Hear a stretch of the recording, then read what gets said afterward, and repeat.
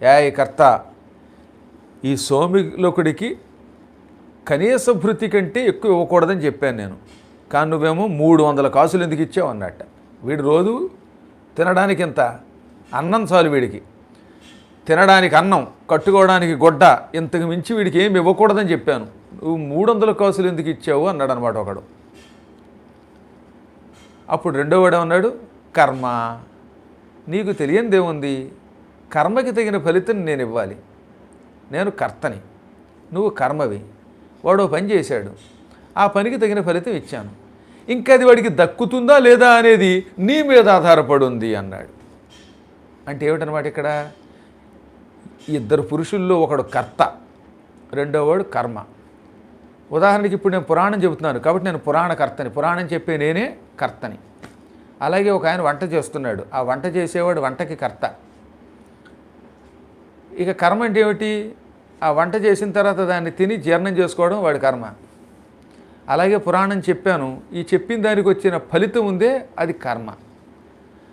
ఎప్పుడూ కూడా పని చేసేవాడు, పనికి తగిన ఫలితం పొందేవాడు అని 2 రకాలు మనలో ఉంటారు. మనం పని చెయ్యాలి, కర్తగా పని చేస్తాం, ఆ కర్తగా పనిచేసిన తర్వాత దానికి తగిన ఫలితం అనిపిస్తామే, అది కర్మగా స్వీకరిస్తాం. మనం చేసిన కర్మకి తగిన ఫలితం వస్తుంది. ఈ కర్త కర్మ అని ఇద్దరు ఉంటారు. కర్త అంటే ఏమిటి, ఒకటి చేత పని చేయించడానికి పనికొచ్చే అధిష్టాన దేవత. మనందరి చేత పనులు చేయించి ఒక దేవత ఉన్నాడండి, ఆయనే కర్త, ఆయన పేరు కర్తృధిష్టాన దేవత అని కూడా అంటారు. మనం చేసే పనులన్నిటికీ మూలకారకుడు ఆయనే. ఆయన మనలో ప్రవేశిస్తేనే మనం పనులు చేయగలుగుతాం. ఒక వ్యక్తి మాట్లాడాలంటే ఆ నాలుక మీద వాడు ప్రవేశించి మాట్లాడిస్తాడు. ఒక వ్యక్తి పక్క వాళ్ళని తిట్టాలంటే వాడే ఆ నాలుక మీద ప్రవేశించి పక్కవాడిని తిట్టిస్తాడు. ఒక ఆయన పారాయణ చేయాలంటే ఆ పారాయణ చేసే పుస్తకం మస్తకంలో ప్రవేశించి పారాయణ చేయిస్తాడు. ఇవన్నీ పనులు చేయించే ఆయన పేరు కర్త. పని అయ్యింది కదా, దానికి తగిన ఫలితం ఇచ్చేవాడి పేరు కర్మ. కాబట్టి కర్త ఉండాలి, కర్మ ఉండాలి. కర్త కర్మ ఇద్దరు ఉండవలసింది.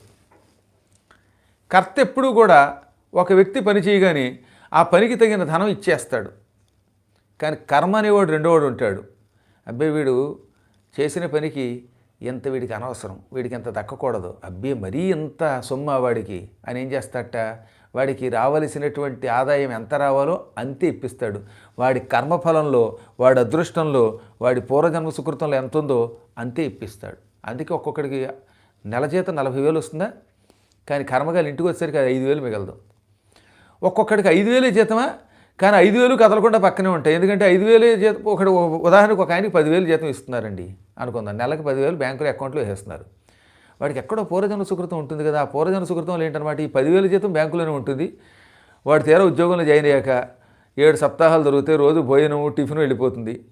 ఒక్క పైసా కదల్చాల్సిన అవసరం ఉండదు, ఏదో వాడంతా వాడు కదిలిస్తే తప్ప. కాబట్టి ₹1 ఖర్చు అవుతుంది, 10,000 మిగిలిపోతాయి. అంటే వీడికి సుకృతం ఉందన్నమాట, కర్మ ఫలితం వస్తుందన్నమాట. ఈ కర్మ ఫలితం అనుభవించే యోగం లేదనుకోండి, అప్పుడు వీడికి జీతం 40,000 ఇచ్చినా వీడికి 10,000 మిగులుతుంది మళ్ళీ. అంటే వాడికి అంతే మిగలాలి. అందుకని భగవంతుడు ఏం చేస్తాడన్నమాట, ఆ 10,000కి తగినట్టుగానే వాడికి ఏదో రకంగా వచ్చేలా చేస్తాడు.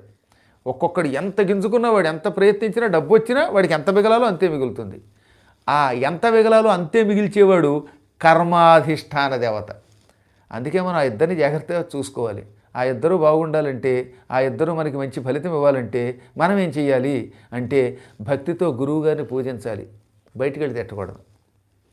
ఆ తర్వాత ఏం చేయాలి, గోవులను పూజించాలి. 3 పనులు చేయండి, కర్త కర్మ మిమ్మల్ని అనుగ్రహిస్తారు. నేను చెప్పిన మాట మీద నమ్మకంతో చేయండి.